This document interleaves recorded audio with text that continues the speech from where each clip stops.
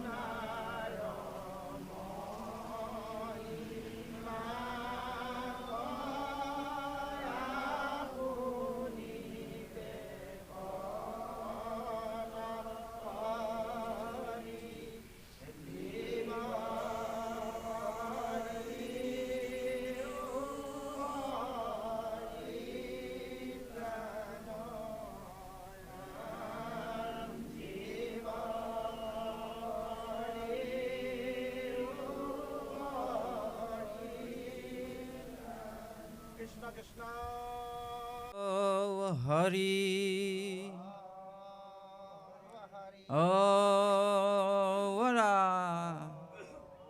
ভাগী আৰু গভীৰ শ্ৰদ্ধা সেৱা নিবেদন কৰা হৈছে। গৰ্ভত থাকন্তে গুহালৈ যেন পাৱে, তাৰো অপৰাধ নধৰে যেন মাৱে। গতিকে আই মাতৃসকলে নিজৰ এটি সন্তান বুলি ভাবিব আৰু দেউতাসকলৰ চৰণতো আমি সেৱা জনাব বিচৰা হৈছে। যেন কোনো বাণীচয় বালকে ভাষয়, তথাপিতো পিতৃৰংগে চাহিয়া থাকয়। এটি সৰু ল'ৰাই কথা ক'বলৈ ইচ্ছা কৰিলে বা কিবা এটা ক'লে মাক দেউতাকে বোলে অপৰাধ নধৰে। সেইকাৰণে আপোনা হবেও এই অভাজনক আপোনা হবৰে এটি সন্তান বুলি ভাবিব আৰু আপোনা হবৰ দুখানি অভয় চৰণত আমাক ঠাই দিব। আপোনা হবে কেতিয়াও নেভাবিব বোলে এইজন লখিমপুৰৰ পৰা আহিছে, এজন আৰু চব মানে বেদ শাস্ত্ৰত পাৰ্গত, সকলোখিনি জানে, এনেধৰণে কিন্তু আপোনালোকে নেভাবিব। ভগৱন্তৰ নাম বস্তু কোনো কেতিয়াও কৈ শেষ কৰিব নোৱাৰে। অনন্তই সহস্ৰ ফণাৰে কৈ শেষ কৰিব নোৱাৰিলে আৰু ব্ৰহ্মাই চাৰিমুখে কৈ শেষ কৰিব নোৱাৰিলে। আৰু আমি কলিযুগৰ অল্পমতি জীৱ, কোটি কোটি ব্ৰহ্মাণ্ডৰ কোটি কোটি জীৱৰ ভিতৰত কোনোবা এখিনি ধূলি চাহি বালি চাহি এটা হৈ জন্ম হলোহি, আৰু আমিনো বাৰু কি হৰি কথা কৈ শেষ কৰিব পাৰিম, হয়নে বাৰু? সেইকাৰণে ভগৱন্তই যেনেধৰণে হৃদয়ত থাকি আমাক মতিটো আগবঢ়াই তেনেধৰণে আমি প্ৰকাশ কৰা হ'ব বুলি আপোনাসৱৰ আগত আমি সেৱা জনাইছোঁ। আৰু কত পুণ্যৰ ফলে আপোনাসৱক আজি দৰ্শন পাইছোঁ। আমি আপোনাসৱৰ দৰ্শন পাবৰ অৰ্থেহে আহিছোঁ ইয়ালৈ। আমি যেতিয়া আহিছিলোঁ ইয়াত ইমান সুন্দৰকৈ নাম আশ্ৰয় কৰি আছিল, ভগৱন্তক গুৰুজনাক প্ৰতিষ্ঠা কৰি। গতিকে আমিও তেনেধৰণে আহিছোঁ আপোনাসৱৰ চৰণধূলি ল'বৰ কাৰণে। গৃহস্থৰে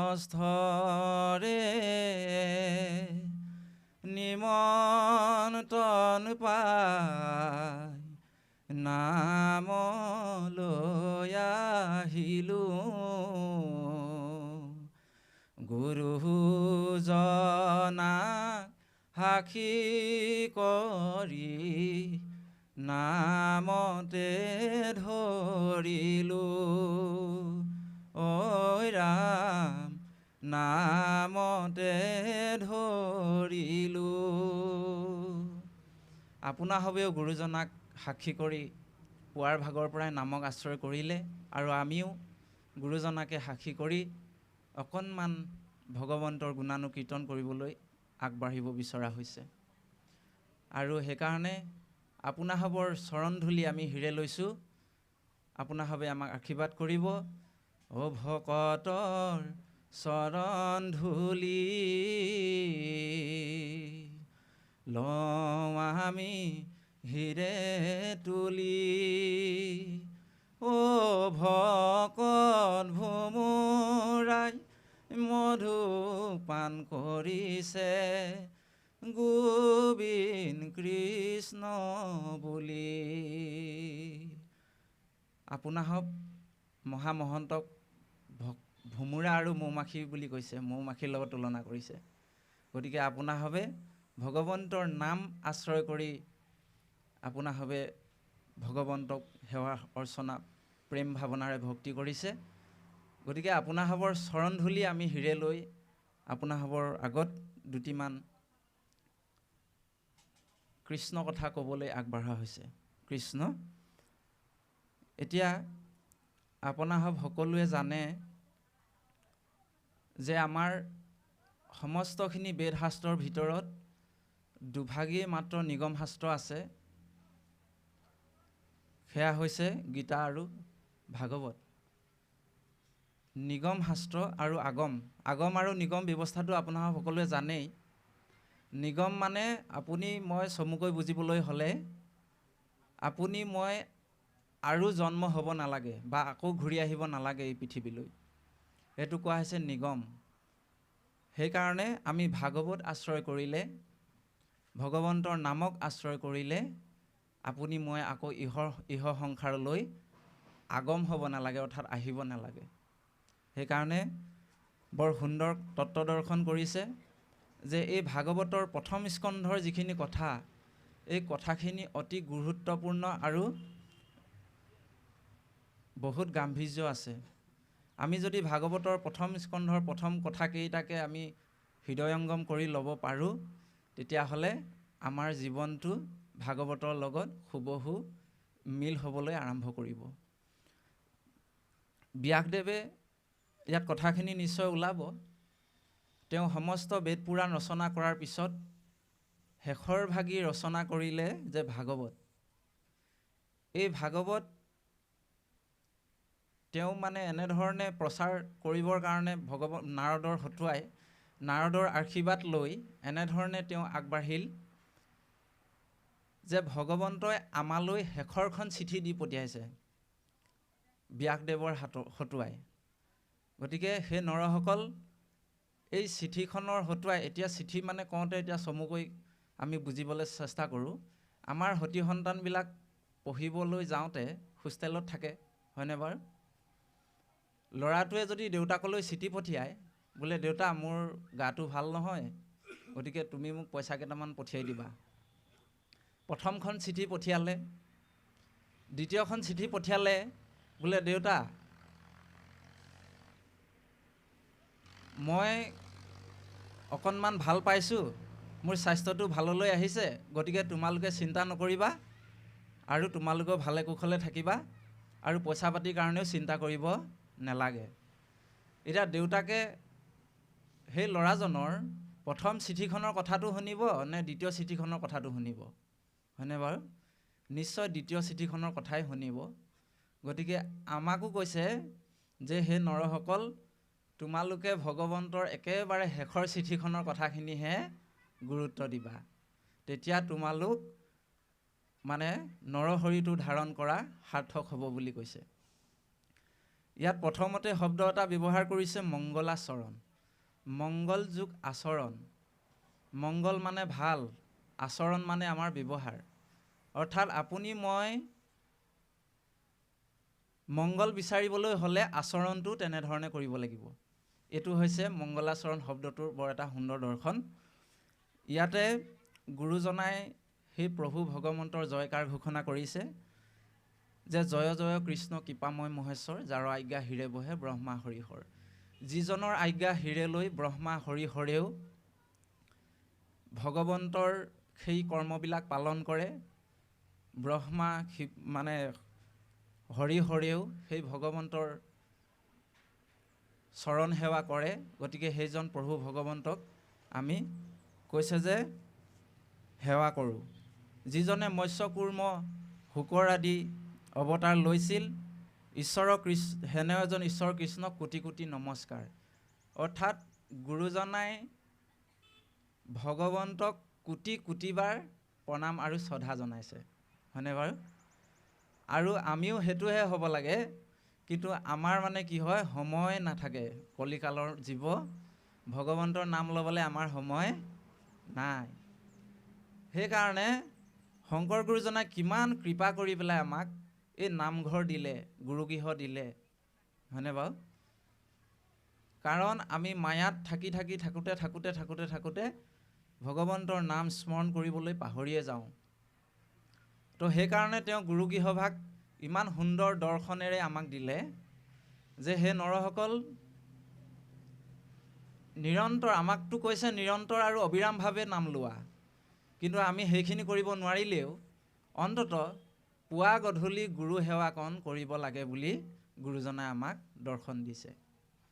সেইকাৰণে দিহানামত গাইছে, নাম ল'বা দুবেলি পুৱা আৰু গধূলি, শুদ্ধ চিত্তে নাম ল'লে মন হ'ব মুকলি।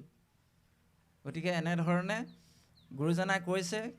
আৰু তেওঁ কৈছে যে ভগৱন্তই বিভিন্ন সময়ত বিভিন্ন অৱতাৰ ধাৰণ কৰে। মৎস্য কুৰ্ম আদি অংশ তেওঁ হৰি ধাৰণ কৰে। অৱ মানে হৰিৰ, তাৰ মানে ধাৰণ কৰা। ভকতৰ ৰক্ষাৰ অৰ্থে প্ৰভু ভগৱন্তই তেওঁ বিভিন্ন হৰি ধাৰণ কৰে। কেতিয়াবা মাছ হৈছে, কেতিয়াবা কাছ, কেতিয়াবা গাহৰিও হৈছে, কেতিয়াবা অৰ্ধমানৱ অৰ্ধসিংহও হৈছে। কাৰ কাৰণে? ভকতক উদ্ধাৰৰ হেতু। আৰু সেইকাৰণে কৈছে ভগৱন্তই ভকতক বহুত বেছি ভাল পায়। হয়নে বাৰু? স্বয়ং 12 বৈষ্ণৱৰ এজন ভীষ্মই এই কথাটো স্বীকাৰ কৰি গৈছে। তেওঁ উত্তৰায়ণ গতিৰ সময়ত প্ৰভু ভগৱন্তই যেতিয়া তেওঁৰ ওচৰলৈ গ'ল দৰ্শন দিবৰ অৰ্থে, তেতিয়া তেওঁ কান্দি কান্দি পেলাই ভগৱন্তক কৈছে বোলে, হে প্ৰভু, তুমি সকলোতে সমান, তুমি সকলোকে সৃষ্টি কৰিছা, সকলোবোৰ তোমাৰেই সৃষ্টি, তোমাৰে সন্তান। কিন্তু তাত এটা কথা আছে, যে কথাটোৱে হৈছে তুমি ভকতক অকণমান বেছিকৈ ভাল পোৱা। সেই কথাটো মই জানো। সেইকাৰণে তুমি মোক এই উত্তৰায়ণ গতিৰ সময়ত দৰ্শন দিবলৈ আহিছা। বুজি পাইছেনে কথাটো? সেইকাৰণে তেওঁ কৈছে, লাষ্টত গৈ এষাৰ কথা ক'লগে, অ ৰামে যদ্যপি সবাতে সম এন্তে ভগৱন্ত অভকতৰ পক্ষপাত তথাপি কৰন্ত। প্ৰভু তুমি সকলোতে সমান, কিন্তু তুমি ভকতৰ পক্ষপাতী। ভকতক অকণমান বেছিকৈ মৰম কৰা, বেছিকৈ ভাল পোৱা। হয়নে? সেইকাৰণে আমি ভগৱন্তক সেইকাৰণে প্ৰেম আৰু ভক্তি ভাৱনাৰে সদায় ভাল পাবলৈ শিকিব লাগিব। সেইকাৰণে দ্বাদশ স্কন্ধ ভাগৱত উদ্ধৱক কৈছে, মানে ভগৱন্ত কৃষ্ণই, যে হে উদ্ধৱ, মই মোৰ সৃষ্টিৰ সকলোকে মই ভাল পাওঁ, সকলোকে সমান মান্যতা দিওঁ, কিন্তু বিশেষ কেইটামান কাৰণত মোক কিছুসকল কিছু মোৰ কি হয় শহীদো আছে। মই মোৰ দাদা বলোৰামক ভাল পাওঁ, মই মোৰ যদুবংশক মই ভাল পাওঁ, মই মোৰ প্ৰিয় ভাৰ্যা লক্ষীক ভাল পাওঁ, কিন্তু তাতোতকৈ আকৌ ভাল পাওঁ মোৰ এইটো পৰম সুন্দৰ মূৰ দেখাইটো কায়া, মোৰ এই শৰীৰটোক মই আটাইতকৈ ভাল পাওঁ। কিন্তু তাতোতকৈ আকৌ মই কাক বেছিকৈ ভাল পাওঁ? মই ভকতক বেছিকৈ ভাল পাওঁ। অ ভকতেহে মোৰ হৃদি জানিবা নিশ্চয়, ভকত জনৰ জানা আমি হে হৃদয়। এ ৰাম মই বিনে ভকতে নিচিন্তে কিছু আন, অ ভকতত পৰে মই নজানো আন। আমাৰ গৃহলৈ আলহী আহিলে আমি কি কৰোঁ? ভকতজনে কিবা অসুবিধা পাইছে নেকি, কিবা খোৱা লোৱাত অসুবিধা হৈছে নেকি, আমি ক্ষণে প্ৰতি খবৰ লৈ থাকোঁ, হয়নে? তেতিয়াহ'লে ভগৱন্তৰ নাম ল'লে ভগৱন্তই আপোনাৰ মোৰ খবৰ ৰাখিব নাই বাৰু? নিশ্চয় ৰাখিব। সেইকাৰণে কৈছে, হে উদ্ধৱ, ভকতজন মোৰ পৰম সুখীত, সেই ভকতজনে মোৰ কথা চিন্তা কৰে, ময়ো ভকতজনৰ কথাহে চিন্তা কৰোঁ, মই বেলেগৰ কথা চিন্তা নকৰোঁ। সেইকাৰণে প্ৰভু ভগৱন্তই হীৰত ময়ৰাৰ পাখি ধাৰণ কৰে। আপোনালোকে জানেই, ময়ৰাৰ পাখি ধাৰণ কৰা কেইবাটিও দৰ্শন আছে, কিন্তু তাৰ ভিতৰত এটি দৰ্শন হৈছে পক্ষ, মানে সংস্কৃতত পক্ষ মানে পক্ষী, আৰু পাত মানে হৈছে পাখি, অৰ্থাৎ গছৰ ডাল পাত, হয়নে? গছজোপা আৰু পাত। এতিয়া পক্ষ মানে পাখি বুলি কিয় কোৱা হৈছে? ভগৱন্তৰ যি পক্ষী ময়ূৰ পক্ষী ধাৰণ কৰিছে, এই ময়ূৰ পক্ষী ধাৰণ কৰিছে ভকতৰ কাৰণে, অৰ্থাৎ ভকতৰ পক্ষপাতি তেওঁ ভগৱন্ত। এইটো এটা বৰ সুন্দৰ দৰ্শন। সেইকাৰণে তেওঁ ময়ূৰ পাখি ধাৰণ কৰে বুলি আমাৰ সন্তসকলে কয়।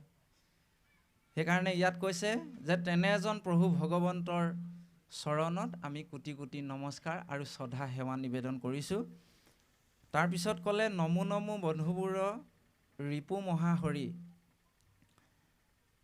অন্তেজু উত্তম আতি হৈ যাক স্মৰি, মধু নামৰ দৈত্যক নিধনকাৰী প্ৰভু ভগৱন্ত, মূৰা নামৰ দৈত্যক বধ কৰোঁতা সেই প্ৰভু ভগৱন্ত, আৰু মোৰ ৰিপুবিলাক হৰণ কৰি লৈ যাব পৰা, মোৰ ৰিপুবিলাক কণ্ট্ৰল কৰি থকা সেইজন প্ৰভু ভগৱন্তক আমি শ্ৰদ্ধা নিবেদন কৰিছোঁ। যাৰ নাম শুনিলে অন্তেজু উত্তম আতি হৈ যাক স্মৰি, যাৰ নাম গুণ শুনিলে একেবাৰে নিজ যোনিত জন্ম কৰা নিজ জাতি এজনেও কি হ'ব পাৰে? গতি পাব পাৰে। এতিয়া নিজ জাতি বুলি কওঁতে অকল মানুহৰ কথা কৈছে নি? নহয়। মানুহ নিজ যোনি বুলি কোৱাটো ভুল কথা হ'ব, সেইটো নহয় কেতিয়াও। কিন্তু নিজ যোনি বুলি কোনবিলাকক কৈছে? মনুষ্য শৰীৰৰ পৰা যিবিলাক উৰণ বুৰণ গজন ভ্ৰমণ চাৰিমুঠি জীৱৰ ভিতৰত মনুষ্যক বাদ কৰি যিসকল জীৱ আছে, সেইসকলকো কিন্তু কি বুলি কোৱা হৈছে? একেবাৰে নিজ জাতি বা নিজ কুলত জন্ম হোৱা বুলি আধ্যাত্মিকতাত কৈছে। কিয় কৈছে? এই কথাটোৰ তাৎপৰ্য আছে। মানুহৰ গতি আছে তিনি প্ৰকাৰৰ: স্থিৰ গতি, অধোগতি আৰু ঊৰ্ধ্বগতি। স্থিৰ গতি হৈছে আপুনি মই মনুষ্য শৰীৰটো ধাৰণ কৰি ভাল কৰ্ম সৎকৰ্মৰ দ্বাৰা পুনৰ মনুষ্য শৰীৰ পোৱাটো স্থিৰ গতি বুলি কৈছে, অৰ্থাৎ সমান সমান। অধোগতি বুলি কৈছে আপুনি মই মনুষ্য শৰীৰটো পায়ো আকৌ যদি সেই নিজ যোনিবিলাকৰ জন্ম ল'বলগীয়া হৈছে, কুকুৰ মেকুৰী কৰ্মফলে পৰি, গাহৰি, হয়নে, গছ গছনি বিভিন্ন চৰাই চিৰিকটি, তৰুতৃণ শিলা, পানীত থকা জীৱ মাছ কাছ, এইবিলাকলৈ যদি গৈছোঁ তেতিয়াহ'লে সেইটোক অধোগতি বুলি কৈছে। আৰু ঊৰ্ধ্বগতি হৈছে আমি নৰমনুষ্য হিচাপে সৎকৰ্ম ভাল কৰ্মৰ দ্বাৰা ভগৱন্তক ভক্তিৰ দ্বাৰা আমি তেওঁৰ ধামলৈ গতি কৰাটো কৈছে ঊৰ্ধ্বগতি। সেইকাৰণে কৈছে যে হে নৰসকল, শংকৰ গুৰুজনাই বৰ সুন্দৰ কথা কৈছে, এই মনুষ্য শৰীৰটো আৰু দ্বিতীয়বাৰ নাপাবা ঘূৰাই, এইটোৱে লাজ বুলি ধৰি লোৱা বুলি কৈছে, হয়নে? গীতা শাস্ত্ৰত মানে অৰ্জুনক কৈছে ভগৱন্তই যে হে অৰ্জুন, মই সেইখিনি জীৱৰ কথা নকওঁৱেই। কোনখিনি জীৱ? 84 লাখ জীৱ। শাস্ত্ৰই আমাক কৈছে 84 লাখ জীৱ আছে। আৰু বিজ্ঞানে আৱিষ্কাৰ কৰিছে, আমাৰ ভাৰতীয় এজন বিজ্ঞানী, তেওঁৰ নামটো হৈছে ৰবাৰ্ট এম ষ্টাৰ্ণ। আপোনালোকে গুগলত বিচাৰিলে পাব। তেওঁ ৰিচাৰ্চ কৰি পেলাই উলিয়াইছে যে বিশ্বত 87 লাখ জীৱ আছে, 87। 84 লাখ আৰু 87 লাখ চাবলৈ গ'লে ব্যৱধানটো প্ৰায় সমানেই, নহয়নে বাৰু? গতিকে আমি যদি সেইখিনি যোনিত জন্মগ্ৰহণ কৰিবলৈ যাওঁ, কিমান কোটি কোটি শৰীৰ আপুনি মই সলাব লাগিব, হিচাপ নাই বুলি কৈছে। অৰ্জুনক কৈছে হে অৰ্জুন, সেইবিলাক যোনি কথা তুমি বাদ দিয়া, এইটো জন্মতেই 3টা শৰীৰ পালা। বোলে মই প্ৰভু বুজা নাই, মোক বুজাই দিয়া। ভগৱন্তই তেতিয়া কৈছে দেহি নুস্মিন যথা দেহে কৌমাৰম যৌৱনম জৰা তথা দেহান্তৰ প্ৰাপ্তিৰ ধীৰস্তত্ৰ ন মূৰ্জতি। কৌমাৰকাল, কৌমাৰম, তুমি প্ৰথমতে শিশু আছিলা, এতিয়া কি হ'লা? যৌৱনম অৰ্থাৎ ডেকা অৱস্থা। সৰু অৱস্থা শৰীৰটো এতিয়া নাই, বদলি হৈ গুচি গ'ল। আৰু দুদিনমানৰ পিছত কি হ'বা? জৰা অৰ্থাৎ বৃদ্ধা। কাৰণ আপোনাৰ মোৰ এই যৌৱনৰ যিটো শৰীৰ, এইটো শৰীৰ নেথাকে। 3টা শৰীৰ হ'ল নাই বাৰু? গতিকে 3টা শৰীৰ আমি পালোঁ। গতিকে সেইবিলাকৰ কথা বাদ দিয়া, এইটো জন্মতে 3টা শৰীৰ পাইছা। গতিকে এই মনুষ্য শৰীৰটোক ধাৰণ কৰি যদি কোনোবাই ব্ৰহ্মক অৰ্থাৎ ভগৱন্তক চিনি নাপায়, তেনেহ'লে কিন্তু তেওঁ আকৌ এই জন্ম মৃত্যুৰ পাকচক্ৰত ঘূৰি ফুৰিব লাগিব।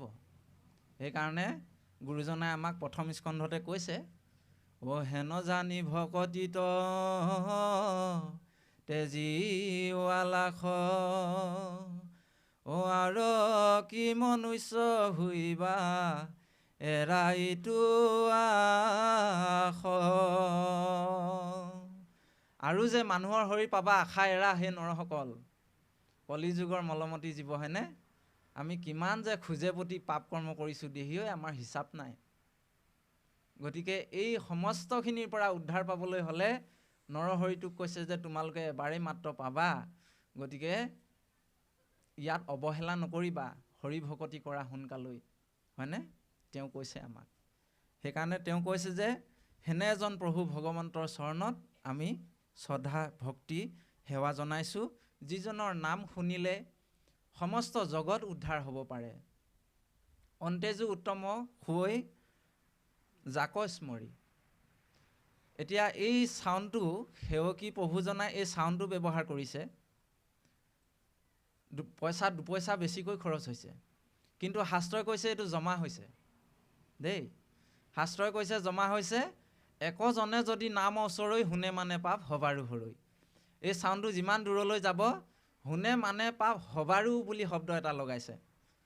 অৰ্থাৎ যোনে যোনে শ্ৰৱণ কৰিব, 4 মুঠি জীৱৰ ভিতৰত সকলোৰে পুণ্য হ'ব বুলি কৈছে। আৰু এই ভগৱন্তৰ নাম স্মৰণ কৰি থকাৰ সময়ত কোনোবা এটা জীৱও যদি মৃত্যুমুখত পৰে, তেতিয়া তেওঁ ভগৱন্তৰ কৃপা লাভ কৰিবলৈ সক্ষম হয়। সেইকাৰণে ইয়াতে কৈছে চাউণ্ডটো যিমান দূৰলৈ যাব, 4 মুঠি জীৱৰে উপকাৰ হ'ব। ভগৱন্তৰ নাম ইমানেই পবিত্ৰ, ইমানেই মানে মহিমা আছে নামত, হয়নে নহয়? আজি আপোনাসৱৰ মনত নামে ক্ৰিয়া কৰিছে নাই বাৰু ৰাতিপুৱাৰ পৰা, হয়নে? আজি ইয়াত কাৰোবাৰ মনত বেয়া ভাৱনা আছেনে? কাৰো মনত বেয়া ভাৱনা নাই। কাৰণ আমি ভগৱন্তৰ নাম আমি শ্ৰৱণ কৰিছোঁ। আৰু নামৰ মহিমাই হৈছে সেইটো। মদ খালে এজনৰ নিচা হয়, কিন্তু নাম বস্তু প্ৰকাশ কৰাৰ লগে লগে 10জনৰ উপকাৰ হ'বলৈ আৰম্ভ কৰে। কীৰ্তন কৰিব এজনে, কিন্তু 10জনৰ উপকাৰ হয়। এয়া হৈছে নামৰ মহিমা। সেইকাৰণে আপোনাসৱৰ হৃদয়ত ভগৱন্তই বিৰাজমান হৈ এই নাম বস্তু যেতিয়া সোমাব তেতিয়া আপোনালোকৰ হৃদয়ত প্ৰেম ভাৱনা ভক্তি আহিব। সেইকাৰণে গুৰুজনাই কৈছে, অ হৰি নাম ৰখে বৈকুণ্ঠ প্ৰকাশে প্ৰেময় অমৃতৰ নদী। আপোনাৰ সকলোৰে হৃদয়ে হৃদয়ে প্ৰেমৰ ভাৱনা আছে, কাৰো মনত বেয়া ভাৱনা নাই, হয়নে? কিয়? বৈকুণ্ঠত, এই বৈকুণ্ঠ ধামত হৰি নামৰ প্ৰেমৰ নৈখন ববলৈ আৰম্ভ কৰিছে। সেইটো কাৰণে কৈছে যে এনেধৰণৰ পবিত্ৰ নাম বস্তু য'তে স্মৰণ হ'ব, য'তে কীৰ্তন হ'ব, সেই ঠাই তীৰ্থক্ষেত্ৰলৈ ৰূপান্তৰ হ'ব, পুণ্যধামলৈ ৰূপান্তৰ হ'ব, বৈকুণ্ঠলৈ ৰূপান্তৰ হ'ব বুলি কৈছে। সেইটো কাৰণে আমি অন্ততঃ এনেধৰণৰ অনুষ্ঠান পালে নহাকৈ থাকিব নালাগে, দহুবন কাটি কৰি হ'লেও আহিব লাগেই। এয়া হৈছে পৰকালৰ ধন হৰিনাম। আপোনাৰ হবে কেতিয়াও এনেকুৱা দিন হয়তো নেপাবও পাৰে। কলিযুগত সৎসংগ ভকত সংগ পাবলৈ বহুত দুৰ্লভ, ইমান সহজ নহয়। কিন্তু বেয়া বস্তুটো পিয়ালি কিনাৰতে আছে, আছেনে? বেয়া সংগটো পিয়ালি কিনাৰতে আছে, কিন্তু সৎসংগ পাবলৈ আপুনি মই বহুত দূৰ যাব লাগিব, বহুত কষ্ট কৰিব লাগিব, তেহে সৎসংগ পাম। সেইকাৰণে ভগৱন্তই পুনৰ কৈছে যে শংকৰ গুৰুজনাই সমস্ত জগত উদ্ধাৰক যাৰ নাম হেনয় কৃষ্ণক কৰোঁ সহস্ৰ প্ৰণাম। তাৰ পিছৰবাৰ আকৌ কি বুলি ক'লে? যিজন ভগৱন্তৰ নামে সমস্ত জগতক উদ্ধাৰ কৰিব পাৰে তেনেজন ভগৱন্তৰ চৰণত সহস্ৰ সহস্ৰবাৰ প্ৰণাম কৰোঁ বুলি কৈছে। হে ৰাম প্ৰভু ভগৱন্ত ভকতৰ নৱনিধি হৰি কস্মৰণে আৰম্ভৰ কহিধি। হে ৰাম পৰীক্ষিত মুখ্য কথা দ্বাদশ স্কন্ধৰ অ কৃষ্ণৰ চৰণে ভনে কৃষ্ণৰ কিংকৰ। এতিয়া এই ভাগৱতত কি আছে? পৰীক্ষিত ৰজাৰ ভাগৱত 7 দিন শুনি যি মুখ্য ধামলৈ গতি কৰিলে, এই কথাখিনি ভাগৱতত আছে বুলি কৈছে। আৰু এয়াই হৈছে প্ৰথম স্কন্ধৰ পৰা দ্বাদশ স্কন্ধ ভাগৱত। আৰু এই ভাগৱত ক'ৰ পৰা জন্ম হৈছে জানেনে? ভগৱন্তৰ চৰণৰ পৰা। আমি দৰ্শনলৈ নিবলৈ যদি যাওঁ, ভগৱন্তৰ চৰণৰ পৰা জন্ম হৈছে।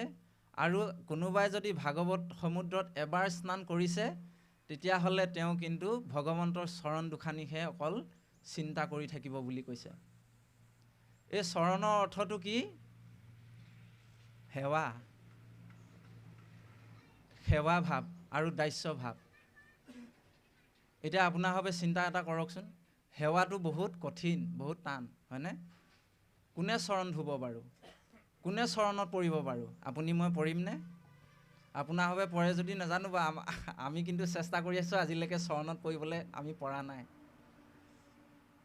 গতিকে কাৰোবাৰ চৰণত পৰাটো ইমান সহজ কথা নহয়, বহুত টান। সেইকাৰণে ভগৱন্তই কৈছে যে ভাগৱত কোনোবাই যদি শ্ৰৱণ কীৰ্তন কৰে, হৃদয়ংগম কৰে, তেতিয়াহ'লে তেওঁ চৰণ সেৱাৰ অৰ্থে এজন যোগ্য সন্তলৈ ৰূপান্তৰ হ'ব বুলি কৈছে। এতিয়া আপোনাৰ ভাৱে যদি চাই, আমি আজি অনুষ্ঠান কৰিছোঁ, হয়নে? পদূলিতে ভকতৰ চৰণ ধুৱাইছোঁ আমি। এতিয়া চৰণ ধুৱাইছোঁ নে ভৰি ধুৱাইছোঁ বাৰু? ভৰি নোধুৱাব আপোনাৰ ভাৱে, চৰণ ধুৱাব। সেইকেইটা ভৰিত মানে কি হয়, কাইলৈ পৰহিলৈ যদি নাম শেষ হোৱাৰ পিছত আজি আমি চৰণ ধুৱালোঁ হয়, কাইলৈ পৰহিলৈ তেওঁ গৰু এজনীয়ে যদি আমাৰ বাৰীত সোমাবলৈ আহে, তেতিয়া আমি কি কৰিম জানে? গৰু বান্ধিলে বান্ধ, নেবান্ধিলে চাই ল'ম তোক, হয়নে? তেতিয়াহ'লে আমি চৰণ ধুৱালোঁ নে, ভগৱন্তৰ চৰণ ধুৱালোঁ নে ভৰি ধুৱালোঁ কাৰোবাৰ? গতিকে চৰণ সেৱাটো বহুত ডাঙৰ বিষয়বস্তু। আমি এই বস্তুবিলাক, সৰু সৰু কথাবিলাক লক্ষ্য কৰিব লাগে। আৰু এইখিনিতে কৈছে ভকতৰ নৱনিধি বুলি ভগৱন্তক কৈছে। আৰু এই যিটো ক'লে হৰিক স্মৰণে আৰম্ভৰ হৌক সিদ্ধি, অৰ্থাৎ তেওঁ কৈছে যে ভগৱন্তৰ নাম বস্তু আশ্ৰয় কৰিবলৈ যোৱাৰ আগত মই হৰিক স্মৰণ কৰি লৈছোঁ। অৰ্থাৎ এটা শুভ কৰ্ম কৰিবলৈ যোৱাৰ আগত মই ভগৱন্তক স্মৰণ কৰি লৈছোঁ। প্ৰতিটো পদে পদে আমালৈ দৰ্শন দি আছে। আমাকো কৈছে, হে নৰসকল, তোমালোকে যিকোনো শুভ কৰ্ম আৰম্ভ কৰিব লোৱাৰ আগত ভগৱন্তৰ নাম স্মৰণ কৰিবা। ভকত দুজনমান মাতি আশীৰ্বাদ ল'বা। ঘৰ এটা আজি বনাব লৈছোঁ, ভকতৰ আশীৰ্বাদ, হয়নে? আৰু গাড়ী এখন ল'ব লৈছোঁ, ভকতৰ আশীৰ্বাদ। মোৰ ল'ৰা ছোৱালীকেইটাৰ জন্মদিন হৈছে, ভকতৰ আশীৰ্বাদ। আমি ভগৱন্তৰ বস্তুলৈ প্ৰতি সদায় আগৰণুৱা হৈ থাকিব লাগিব আৰু প্ৰথম ভগৱন্ততে আমি অৰ্পণা কৰিব লাগিব। আপোনাসৱকতো অৱগত কৰিছেই চাগে বহুতে, বা আমাৰ সন্তসকলে অৱগত কৰিছেই যে সতী সন্তানৰ জন্মবাৰ্ষিকীৰ ক্ষেত্ৰত আজিকালি বহুত নতুন নিয়ম ওলাইছে। আপোনাসৱে সেইবিলাকৰ পৰা অলপ দূৰত থাকিলে আমাৰ মানে আপোনাসৱৰ কাৰণে ভাল হয় বুলি আমি ভাবোঁ, বা আমাৰ পক্ষেও ভাল। কেক কটাটো আছিলে পশ্চিমীয়া সংস্কৃতি, আমাৰ নহয়। আপোনাসৱে গুগলত ইউটিউবত চালেও গম পাব এটা কথা, যে আমেৰিকাৰ নিচিনা বা বাহিৰৰ দেশবিলাক যিবিলাক ধনী ধনী ৰাষ্ট্ৰ আছে, সেইবিলাকত কেক কাটে, এনিভাৰ্চাৰী পাতে।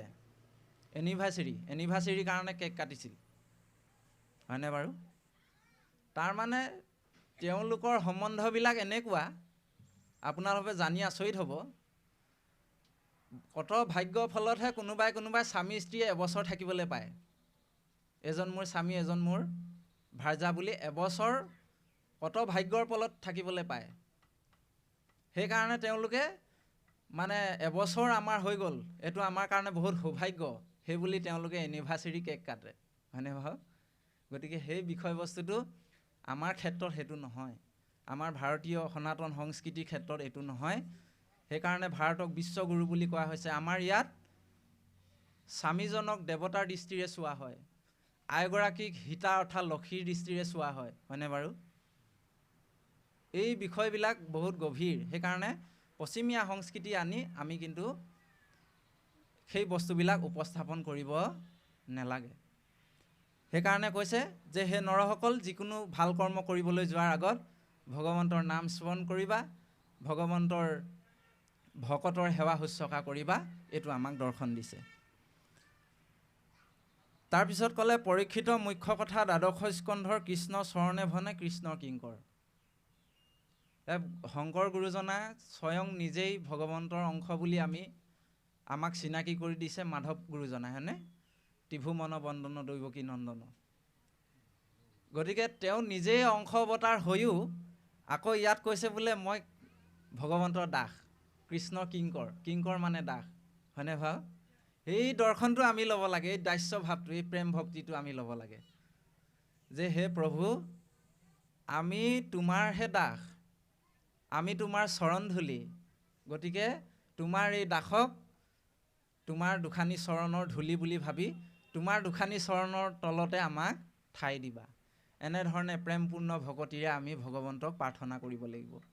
আৰু গুৰুজনায়ো কামনা কৰিছে, কিন্তু নকৰা নহয়। কিন্তু কামনা আমি কৰিবও নালাগে। কিন্তু গুৰুজনাই কামনা কৰিছে, কিন্তু আপোনাৰ মোৰ দৰে বিষয়ী বস্তু বিচাৰি নহয়। গুৰুজনাৰ কামনাটো অলপ বেলেগ, হয়নে বাৰু? ত্ৰাহি গোপাল কৃপাল স্বামী, মজিলো ভৱ লধিত আমি, হয়নে বাৰু? আমি ভৱসাগৰত মজি আছোঁ প্ৰভু, তোমাৰ চৰণ ধূলি বুলি ভাবি, দাস বুলি ভাবি আমাক এই ভৱসাগৰৰ পৰা উদ্ধাৰ কৰা। এয়া আমাৰ হ'ব লাগিব কামনা, এয়া আমাৰ হ'ব লাগিব প্ৰাৰ্থনা। সেইকাৰণে তেওঁ কৈছে কৃষ্ণৰ কিংকৰে ভনে, অৰ্থাৎ কৃষ্ণৰ দাস হৈ পেলাই কি কৰিছোঁ, এই ভগৱন্তৰ নাম প্ৰকাশ কৰিবলৈ বিচৰা হৈছে।